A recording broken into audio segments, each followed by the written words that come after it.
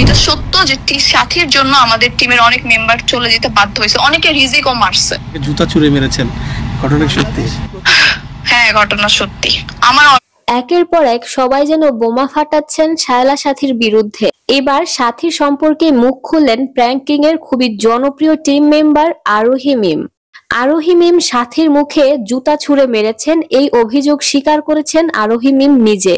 মিম জানায়, গত 1 বছর ধরে এই সাথী তাকে এতখানি হিংসা করে যে প্রত্যেকটা জায়গায় তাকে অপদস্থ করার চেষ্টা করছে। কথা কাটাকাটির এক পর্যায়ে এসে নিজেকে কন্ট্রোল করতে না পেরে সাথীর মুখে জুতা ছুঁড়ে মেরেছেন বলে জানায় আরোহী মিম।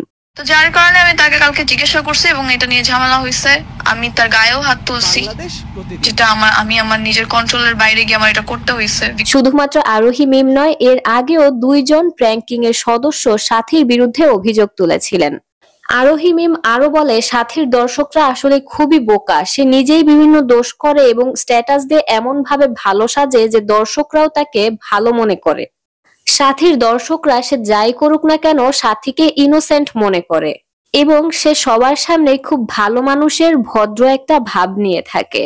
আরোহী মিম আরো বলে, সে যদি এতই ভালো হতো প্রত্যেকটা মানুষের তাকে নিয়ে অভিযোগ থাকতো না। এই ভিডিওর নিচে অনেকেই কমেন্ট করে লিখেছেন যে এই নিয়ে 3 জন সাথীর নামে বিভিন্ন অভিযোগ তুলে গেল। আবার অনেকেই বলছেন যা রটে তা কিছুটা ঘটে, সাথী কেমন সেটা এগুলো দেখেই বোঝা যাচ্ছে আজকাল। ঘটনা যদি মিথ্যাই হতো তাহলে একের পর এক সবাই বানিয়ে বলতো না।